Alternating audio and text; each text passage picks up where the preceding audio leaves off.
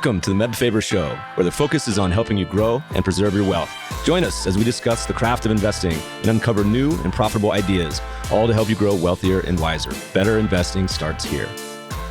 Meb Faber is the co-founder and chief investment officer at Cambria Investment Management. Due to industry regulations, he will not discuss any of Cambria's funds on this podcast. All opinions expressed by podcast participants are solely their own opinions and do not reflect the opinion of Cambria Investment Management or its affiliates. For more information, visit CambriaInvestments.com. Welcome back, everybody. Our guest is Mark Haefele. Mark has been the Chief Investment Officer of UBS Global Wealth Management since 2004 and advises on over $4 trillion. He just published a new book called The New Rules of Investing, which covers a bunch of topics we're going to cover today. Mark, welcome to the show. So great to be here, Meb. Thank you for having me. Well, let's talk about your book, man. I read this. I loved it. Talk to me about the title, grabs you from the get-go, The New Rules of Investing. What does that mean? Well, for me, I think it means, we both, because we go way back, grew up in a different time where investing was different. And for me, that meant, I started as a long-short hedge fund manager, really focused on valuation. And my kind of co-author, Richard Moraes, was like, I want to do a book with you. I don't know why, but I want to do a book with you. And I kept putting it off. But after COVID, I said, I got it. I'm ready to go, because during COVID, you could see that U.S. government expenditures as part of GDP shot up to the levels that it was in World War II. And I thought, hey, World War II, that was probably a time where you might think about looking at your portfolio, changing a few things. This, on paper at least, is the same. And it's really this impact of government on portfolios and government spending that has really changed things. I was listening to interviews, both of them were on the All In podcast, but it was with Lutnick and then also Besant. And they talked a little bit about this. I think it might have been the first chart in your book was talking about this, where the share of the economy is like a third, maybe more. 40%, right? And so you talk a little bit about following the money. Tell us a little bit what that means. What's your idea there? Yeah. So, I think the way we break it down, the world is complex. We only have so many resources. And so try to define, both for our internal research, but also to try and explain how the world works to clients, the 5 Ds, which are debt, deglobalization, digitization, decarbonization, and demographics, which they're opportunities, but they're also big problems. And it's like, where there are big problems, the reason they're big problems is because governments are throwing big money at them. And so, what I've experienced since the days of long-short hedge fund is what really works is buying what the government's buying, and what the government's buying in size. And so that's one of the themes of how things has changed, and how you as an individual investor, if you want to destroy your life and get caught up in the stock market rather than do asset allocation and think long term, that's something you need to understand about this world today. Well, it's funny because it's almost like kind of become fairly transparent. We talked for a long time about how do you watch what some of the great investors are doing, like Warren Buffett, Seth Klarman, through their stock picks. But it's reached another level in this sort of bull market cycle where you have people that are tracking the top politicians, right? So you have a Nancy Pelosi tracker, people talking about what these politicians are doing. And everyone laughs at first, but then you're like, well, it's actually a weird situation where they're not prohibited from trading, and it creates sort of an odd setup. It's a great point. And, I think in working on this book, obviously the work took place under the Biden administration. And so there was a period there where it's like, well, is this going to all look like the theses fall apart? But so far, so good, I think, with, it's all still relevant. This point about what is the government spending money on is maybe even more relevant in the Trump administration than the Biden administration. So far, so good. You got any good hints for us? So if we're following the money, tracking what the government's doing, what sort of insights do you think we should think about? Well, look, I mean, deglobalization is obviously, understanding that is an organization principle. Tariffs, that's one topic. Scott Bessent, you mentioned him focusing on this. He's very focused on the 10-year and debt and, what the government is spending on interest. Those are two things. I think defense spending is a huge topic. And, we saw when Europe started to say they're going to spend more on defense, that sector has done very well. That's another example. And then also gold is another example. We've seen as a result of kind of the weaponization of the dollar after the Ukraine invasion, central bank buying of gold has gone way up. And that's, we believe, part of the reason the price has shot up. And then on the flip side, there was a lot of belief. People were saying, well, crypto reserve in the United States, if the government's buying crypto, what does that mean? And, that could change things. But the government so far in the United States has explicitly said they will not be buying any crypto. The crypto in the crypto reserve is, assets that have been seized, and crypto prices fell off as a result. So far, so good. You mentioned gold. That seems to be a topic when we're recording this. It's still above 3,000. By the time it comes out, it could be anywhere. Who knows? But, on the word cloud, you talk to a lot of clients, talk to a lot of people, institutions. How do people think about that one? That one always, it's interesting to me because there's a very cultural element to gold. If you're Aussie, if you're Canadian, Indian, Chinese, like you're born at birth with, a attraction to gold in some places more than others. And it goes through these like really long cycles. How do you guys think about gold as a strategic asset to include or not? So we don't currently have gold in our strategic asset allocation, but we do have a tactical allocation to it. We go back and forth about that. And I think the country aspect of it is really fascinating because one of the things I talk about in the book is how governments, the famous phrase by Draghi, whatever it takes to protect their system. And under extreme scenarios, during the Great Depression, gold was kind of interfering with the Roosevelt administration's policy. So they outlawed the financial holding of gold in the United States. That didn't happen in all countries, but I think that that's somewhere in the US cultural memory, maybe versus other places. But, for our clients, there's a strong attraction to gold as a diversifier because they know that if they hold gold in one of our vaults, that's always something that they can get credit against to pay people who work in their factories or buildings. I've learned a lot, and one of the things I talk about in this book is what I learned from talking to some of our largest, most sophisticated clients, and they do think about gold maybe, from a slightly different perspective than we would as an individual, who doesn't have, say, a multi-generational history around this. I'm going to tell a really embarrassing story right now.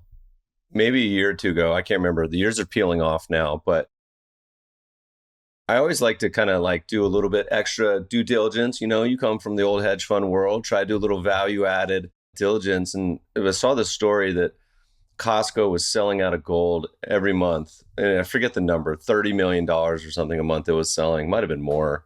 And I was like, no way that's true. And so I was like trying to buy some online. And then I also realized Walmart was selling it. And I was like, wow, you can just buy a gold bar online. Like, what a crazy situation. I was like, there's no way this is true. So, of course, I buy one. And sure enough, it shows up in the mail. And then I'm like, well, what the hell am I going to do with this? Right? It's like, I don't have a lockbox. Like, now I got to get a safe. Like, what am I going to do with this? And my son was young at the time. And so I was like, you know what? I'm just going to put it under the Christmas tree to myself from Santa. And, we have a Christmas and open it up and dad gets a gold bar. And my wife is like, what the hell is going on right now?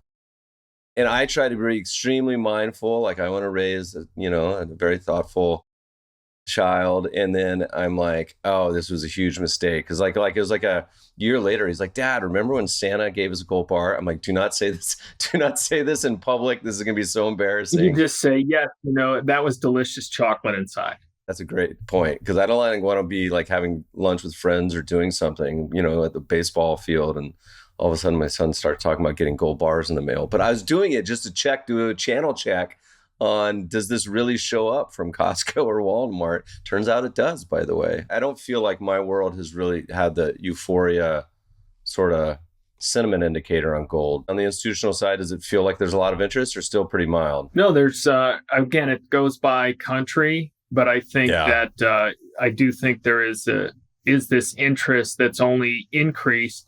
I mean, in crypto, in a way, is that people, whether they think about the debt to GDP ratio in the US or other countries, or they think about what's happened to the dollar payment system, in some way they see that something's wrong and they're grasping for a way outside of the system. So you need to take that into account, but that doesn't mean that people won't continue to look for those things that provide an alternative. You got your career started sort of pre.com. And, I kind of was birthed out of the .com bubble out of college. Super fun time. What is kind of like that period? Like, did you learn any lessons there? You're like, you know what, man, I learned pets.com, CMGI. So when Fartcoin comes around, like, I'm going to know better. Any lessons learned or anything you think that like was particularly useful as you think about kind of this period? Does it look similar, different? I'd probably jump off a bridge if I didn't think that I was learning from all these quote unquote, experiences, which are, otherwise known as painful times. But first of all, I think remembering that time, number one, is that markets can indeed, stay insane longer than you can stay solvent. And that really, ultimately, a lot of surviving to retirement with your assets is really about sizing positions correctly and risk management. And that, so that's number one. Number two, I think that period, all those stocks, they didn't have cash flows. And if you paid attention to cash flow, that has been a really good way of starting to think about stocks. And the Mag 7 today don't have the same. They actually have cash flow, unlike those stocks. Doesn't mean that there aren't recessionary scenarios that could impact that cash flow, but it does exist. So yeah, I think there's a lot of things to learn, but I think the big kahuna was the financial crisis and kind of a fundamental break with what was the past. Maybe talk a little bit more about that. Like, that was, the youngins, you're 15 years in now. That's like a distant memory. There's a whole generation probably that hasn't experienced anything like that in the US. Elsewhere, you maybe talk a little bit more about that. I mean, this well, but that's when government intervention in the economy really ramped up. I think there was a time, back then during the financial crisis when a Nobel economist on the left was saying, hey, we've got to nationalize the banks and the US banks. And that was, it was very scary to be in the middle of that because that would be a fundamental break in some ways with the past. But there's always been that, say, politically, there's been that stream of, socialism to some degree. And then the result there in the middle was that a Democratic administration actually started to buy equity in the U.S. banks. Wherever you were in the Overton window, on the political spectrum, it was, we're going to double down on the stock market and capitalism. And this really hit home to me, speaking, to both Bernanke and Tim Geithner. Not revealing anything here because I think they basically said it in other forums, but that they came to the conclusion that to help Main Street, they had to bail out Wall Street so that there were jobs and they didn't necessarily like that. And certainly in the Obama administration, they wanted to even that out with tax policy going forward, but that there was a fundamental agreement about how they were going to see the US economy.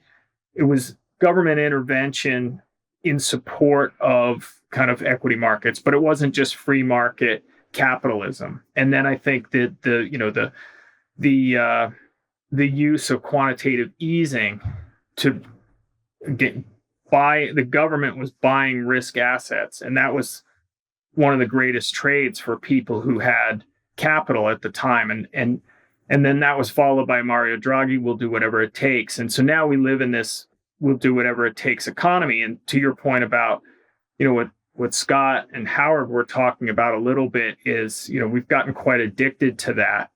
And we'll see how much we can change that equation, without sending the patient into shock. In the book, which is a great cover, by the way, it's almost like a little psychedelic cover if you hold it the right way. Well, they can take you out of California, but they can't take the California out of you. I don't know if that was intentional, but it's a great cover. I notice these things. I take note. Anyway, but you've had a little bit of an evolution, it feels like, in kind of the way you think about markets over the years. We all do, of course. Otherwise, probably you get taken out to the woodshed. But there was sort of like one part of the book that I thought was really thoughtful as you were talking about asset allocation. And, you talked about the 5 Ds and now you got the 3 Ls. You want to tell us a little bit about what the 3 Ls are? Because I think more and more people like the way to think about things, in terms of a narrative, in terms of like, how do I think about this incredibly hard problem of asset allocation in a holistic way? The 3 Ls are liquidity, longevity, and legacy. And they're kind of mental buckets that you think about your portfolio in. And I did not invent this. This was from the team at UBS. And at first I heard it, I'm like, this is a really dumb idea because, I'm a portfolio manager. Money is fungible. At the end of the day, you only have one portfolio. So make that one portfolio great. But then in talking to clients, I started to realize, hey, this concept is amazing because it's really helpful for people. And basically the idea is that in your liquidity bucket, you think about what you need for the next, say, 3 to 5 years. Cash, short-term bonds, things like that. The longevity bucket is what am I going to do over my lifetime with my assets, say, plan for retirement, college expenses, those kind of things. And then the legacy bucket is what are the assets that, I'm not going to need during my lifetime, but that I'm the steward of, and maybe pass on to things that are important to me, kids, charities, etc. Another way of thinking about that I learned, seeing very sophisticated advisors talk to clients about, say, how can we help you today? How can we help you tomorrow? And how can we help you help others? And that framework is super useful because I think when people have a real strong sense that they have the security of, well, whatever happens in the market tomorrow, I know I'm going to be able to pay my bills for the next 3 to 5 years. Again, we all hope that we know that not everybody can do these things, but if you want to work towards a goal, thinking about it this way, having that security, then they had a very different relationship to the stock market, because then when the market sold off, they weren't afraid in the same way. They saw it as an opportunity to say, hey, great, things are on sale. Now I have this liquidity and I'm going to use it. And likewise, I think, one of the things you're an expert in, and I will shamelessly plug, this is I think the first edition of your book, which I brought with me to Switzerland on we call an endowment style portfolio. I think it's really useful, but a lot of those assets are less liquid, or some of those assets are less liquid. And so people need to think, we believe, more of that for the legacy bucket. Obviously, we're dealing with Ivy League institutions that hopefully live forever. They're almost all legacy bucket. But I think that's a framework that can help people size these different buckets correctly and really create the right portfolio for them. So I think it's a behavioral finance thing. When we were going to school, maybe they didn't really have these things, but they do now, and they're really useful. You mentioned a lot in there. I want to jump off on, the first is, listeners, Mark's working with some of the highest net worth investors in the world, and we're talking quattro commas as far as their shop reference to Silicon Valley. But it's funny when you start to bucket things, like a lot of the behavioral impulses apply to us, whether we're managing $10,000 or 10 billion, and a lot of the little tricks and behavioral things we do, can kind of help people behave better. I mean, the one of the things, when you talk to particularly a newly wealthy person, they say, okay, going to prepare you for this portfolio could go down 10, 20%, whatever the number is. Let's say it's 10% and you're a billionaire. Like 10%, okay, like that sounds okay. But then you say $100 million, and put it in that terms, they're like, oh my God, I grew up with no money, $100 million, like the things I could do with that, the things that, and so, depending on how you frame things and going back to the endowments, this is a great point too, because thinking about these various buckets, they notoriously, many of them got in a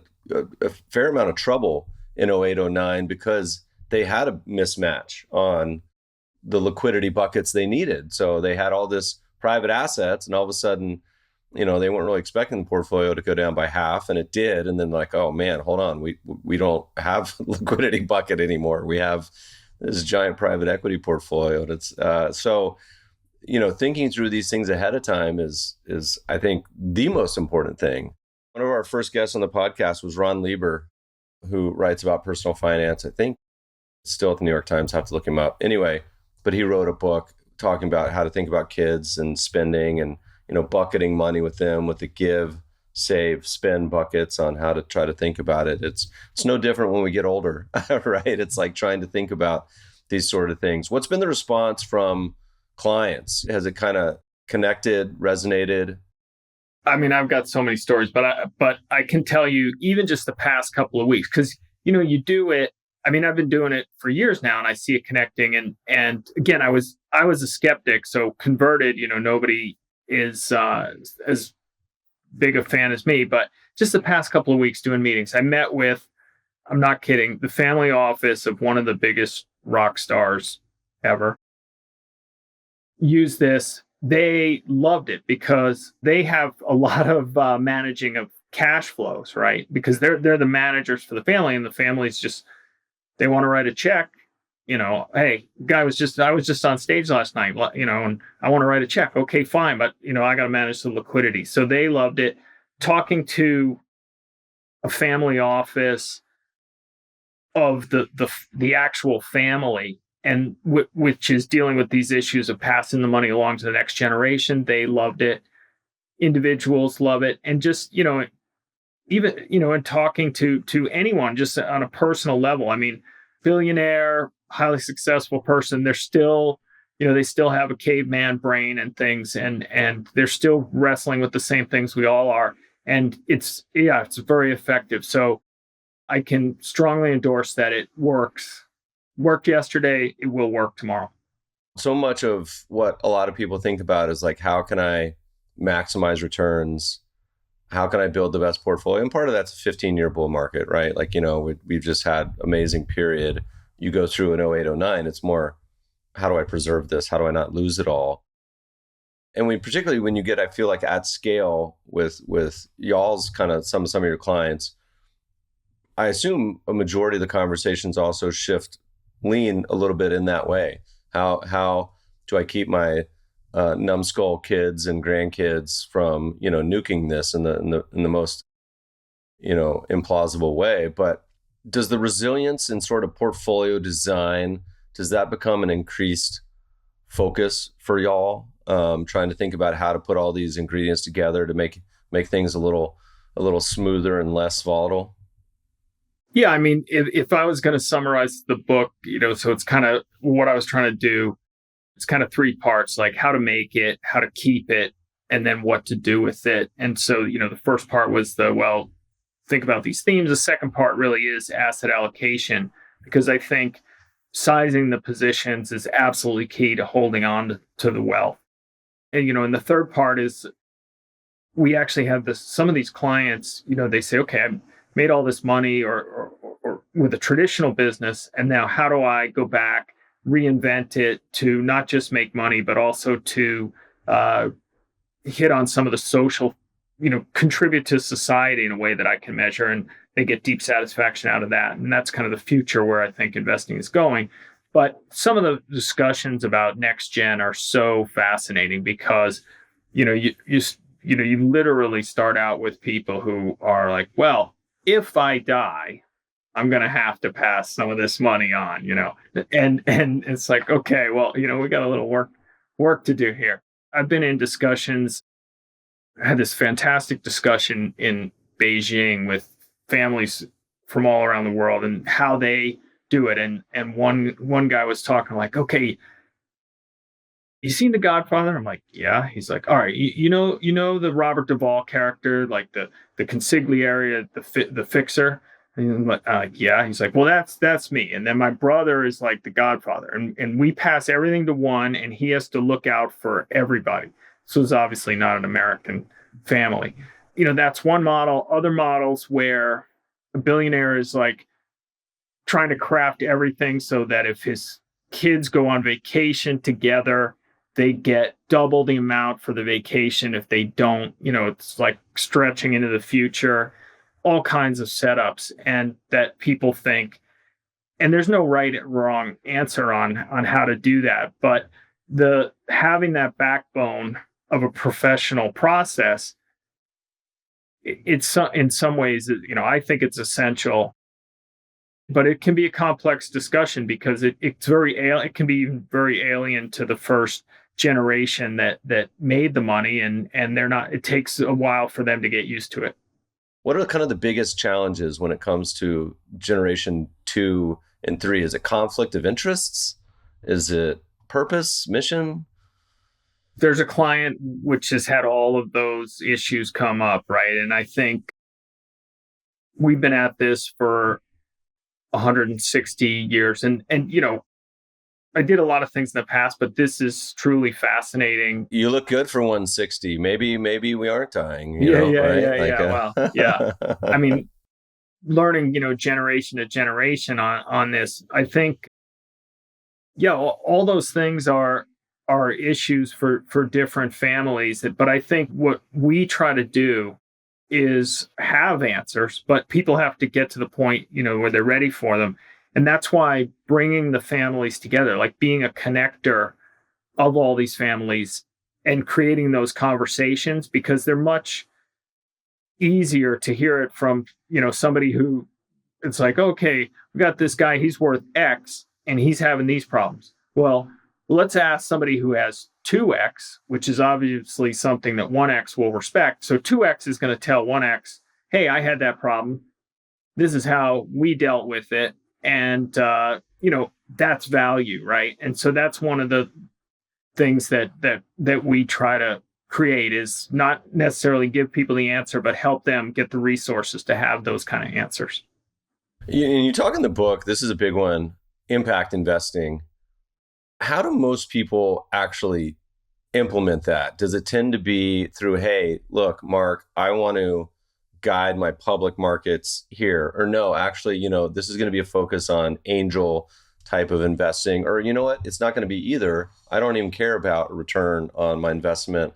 I mean, I don't want to lose money necessarily and just nuke it, but maybe it's more almost like venture philanthropy type of charity concepts. How is this generation and younger starting to think about what do they mean by impact investing?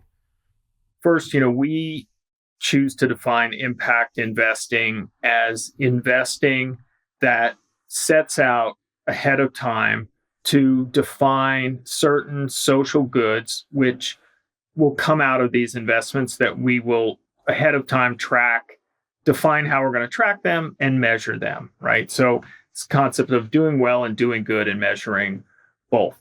And, this is kind of, it's obviously related to sustainable investing, but that term has gotten it's difficult to use that term in all different jurisdictions and what it means, but it's obviously highly related.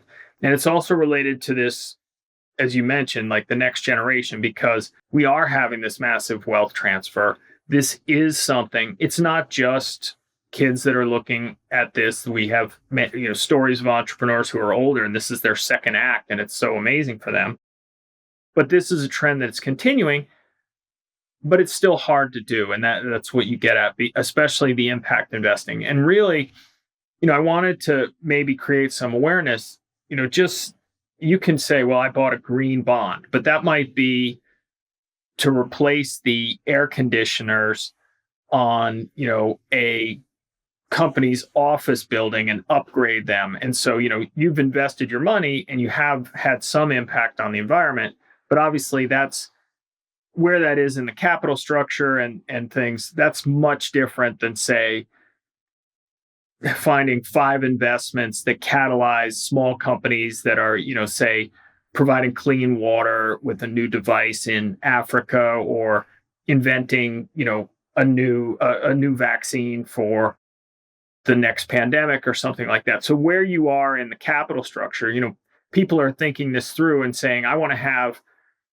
rather than do philanthropy, I want to have impact with my investment capital. I'm going to still do philanthropy maybe, but so, if you have a foundation, it's like, well, I have to give away 5% a year or something like that. Fine, that's philanthropy. But that investment bucket has just been sitting there. It's been totally separate from the philanthropy side. I got one team giving it away and I got one team making it. And, you could, like, sometimes they don't talk to each other. So you could literally have, like, the investment arm is digging coal mines and, the philanthropy side is giving it away for clean air, bizarre things, right? And this is saying, like, how do I use both sides to advance my goals? How do I not invest in coal mines to make the money to give away money for clean air, but how do I stop the coal mines, invest in solar power or something else? And so that's, as people get more sophisticated and more demanding, that's going to increase. And I think, we've had a few things where we've tried, I won't say a few, we've had a lot, but we've tried to be pioneers in mainstreaming that. So one of the things we did in a multi-asset portfolio was replace US Treasuries with World Bank development bonds for the more liquid assets, and then make sure the other things fit kind of in sustainable criteria. So people are doing it on a larger scale, but unfortunately, too much today is really at the higher end where people can get into kind of looking at individual assets on the private equity or debt side. And we're hoping that that gets democratized because, the problems are so big, governments are not going to be able to solve these. I came at it from, like, how do we get people to be willing to invest their retirement assets at a decent return towards things that create social goods? Because if you don't crack that, we're not going to solve some of these problems. I learned that in your book. I didn't know World Bank bonds were even investable. They really weren't. But this one guy on my team, like, we badgered the World Bank and I mean, didn't badger, but, like, they needed to be changed around. And then I remember this, like, meeting, we brought our chairman at the time for the ceremony where they unveiled this. And there was this World Bank economist that he knew. It just came because their chairman was there, and the economist was sitting there, and he's listening to what they're saying. And he just turns to us, he's like, wow, that was an amazing innovation. And we felt really proud. So not many people knew, and it wasn't available, but yeah, you can do that.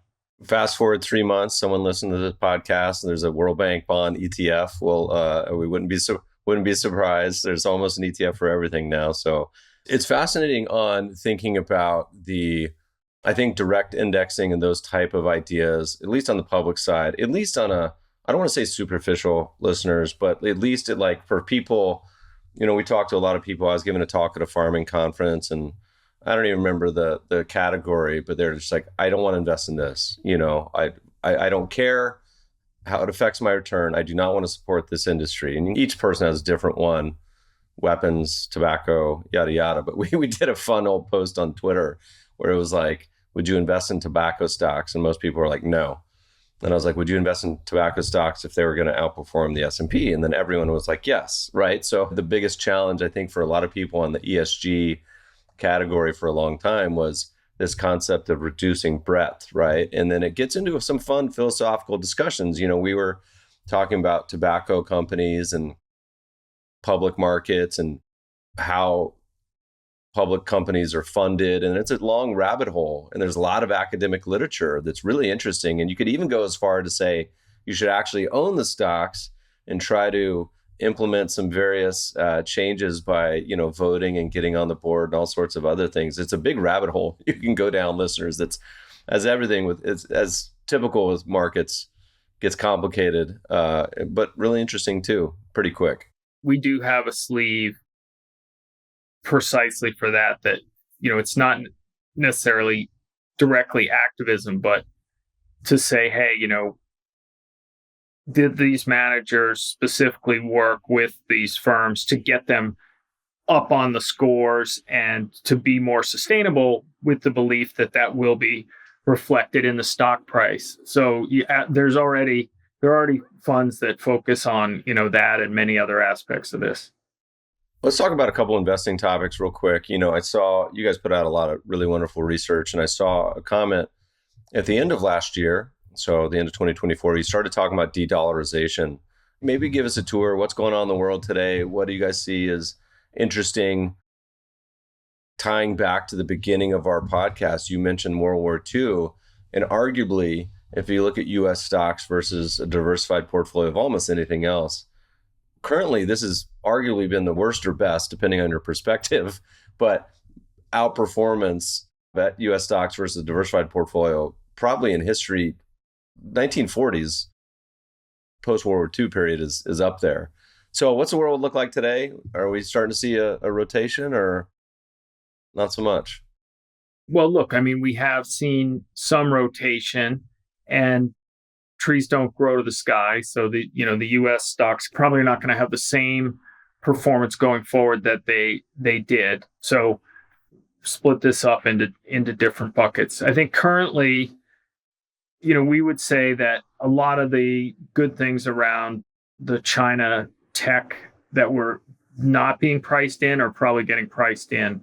We would say that a lot of the optimism around changing budgets, say in Germany, has been priced into the DAX right now. And we are facing this April 2nd day. And when our Commerce Secretary gets on TV and talks about it, kind of scares people sometimes. And so I think we need to see what happens with the tariffs and the counter tariffs and the tit for tat a little bit, because I'm not sure that's correctly priced. And, it's tariffs first, and then hopefully it's negotiate from there. So in that, I think some of these countries, particularly China and Europe, are going to get caught up in some more of this tariff noise, and we have to see how that works out. But I think in the second half of the year, the U.S. stocks can continue to do well because some of the real advantages that they have in terms of the focus on digitization, the focus on AI, that still remains in the United States. The network effects of these large Mag 7 companies, I think a lot of that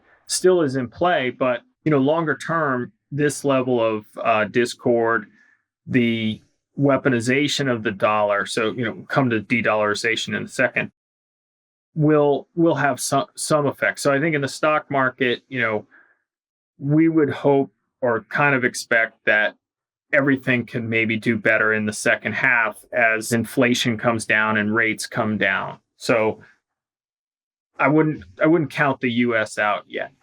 On the de-dollarization, I think that the dollar is exceptionally strong, and the tariffs have really strengthened the dollar. Although we'll see the next round. It should be tariffs are good for the dollar, but people, I think it's starting to wear out a little bit, and we think that maybe the dollar's run has ended because on a purchasing power parity basis, if you spend time in New York these days, it's very expensive even compared to Switzerland. I never thought I would say that.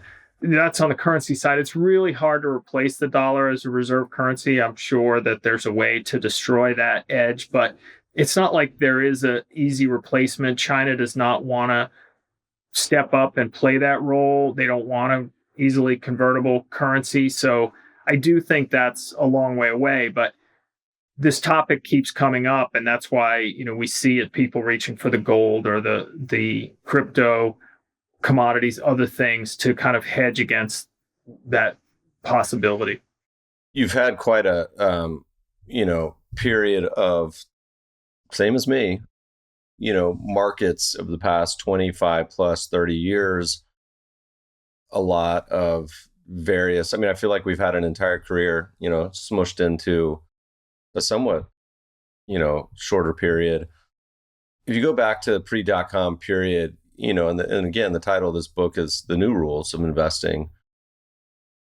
As you look at markets specifically, was there anything like particularly you've changed your mind quite a bit about, or anything that's like really surprised you? For me, for example, just kind of watching and seeing, particularly on y'all's side of the pond, fixed income go negative, which is like, I didn't even know the calculators could do this, right? I was like, what? This is a weird time right now. So that to me was a particularly odd period. The degen trading world is particularly weird to me. What about you? What are some of the kind of big surprises you've seen over the past 10, 20, 30 years? Yeah, we've touched on some of these, but that's a great one, right? Another reason why it's like writing this book after COVID, it's like, oil went negative. How does that work? The negative interest rates. I think there are like the whole thing around COVID, and I'm following science. No, I'm following science. Like this breakdown in definitions, the disintegration of the media. I think all of these things are super interesting. The other one, this debate around tariffs is I find really interesting, because to me, it's kind of like, well, all the economists say that, tariffs are bad. And it's like, okay, but, also I read in the textbook from 30 years ago, there are these things, externalities, like things that you can't capture in your economic model, like pollution, for example, which is more or less free.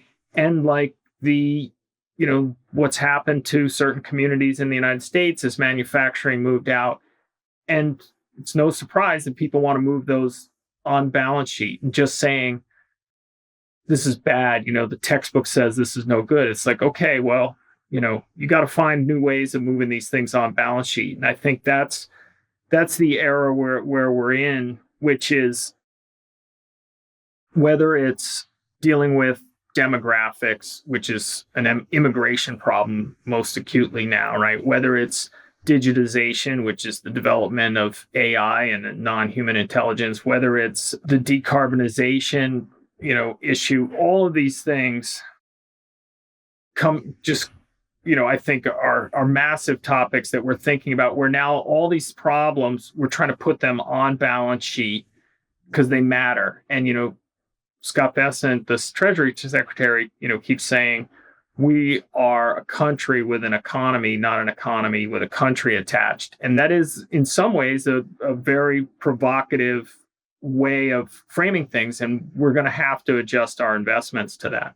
What belief does Mark hold that most of you go get on the chairlift at Verbier or Courchevel or somewhere, and Cortina, and you're riding up, having some pasta and wine, après with a bunch of CIOs, portfolio managers, people in your world, wealth managers? What's something that Mark believes that most of the people, 75%, would shake their head at? It could be investing related, it could be asset allocation, behavioral related, but what's something that you believe that most don't? One of the things I try to cover this in the book is separating, my job is not to tell my clients how I think the world should work. We've got plenty of political pundits and opinion makers. It's to try and figure out how the world does work.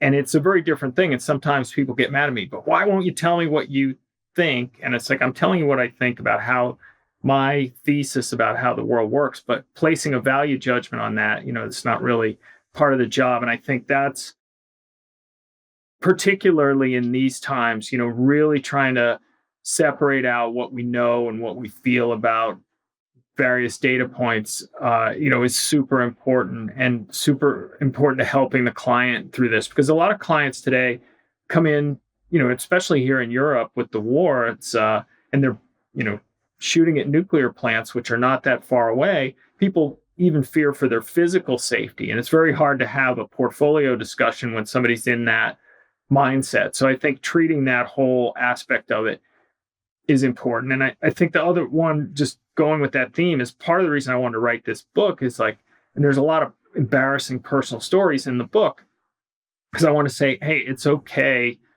to be a person. You can still be an investor. It's okay. Not every thought you have is going to be rational or profit maximizing, but, know that you have that side of you. Just leave it outside the room when you make the investing. Yeah, that's a really good point. I was talking about this with someone the other day about taxes, and they kept coming back to this isn't the way it should be. And I said, hold on, just let's talk about this. I said, we can get into a philosophical discussion all you want at happy hour later, but right now, we play by the rules. I don't make the rules, and so I said the goal is to optimize. I was like, it's your duty to pay every cent of every tax you owe, no question. But you shouldn't pay more. Now, if you want to, we'll optimize it, and then you can voluntarily send in a check to the government, state, whatever, at the end of the year. I've never met anyone that's done that. Listeners, if you voluntarily send in extra taxes, email me, because I would love to know. But, so my point being is you play the hand you're dealt. And then later you want to debate and get into philosophy on what the world should look like. We can always do that, which I love to do, but it's a different question, right? It's like like you said, perfect, a different room. You can have that discussion in a different room later. As we look out to 2025, the rest of the year, kind of what's going on in the future, anything that you're writing about, now that you got put this book to bed, anything you're thinking about that's got you particularly excited or confused or head scratching, any of those particular emotions as we look out to the future? So coming out of the experience at Davos was kind of what, if you think about energy, and the cost of energy, and then powering AI, and then social media, and then culture, and then politics, which then goes back setting energy prices, this circle.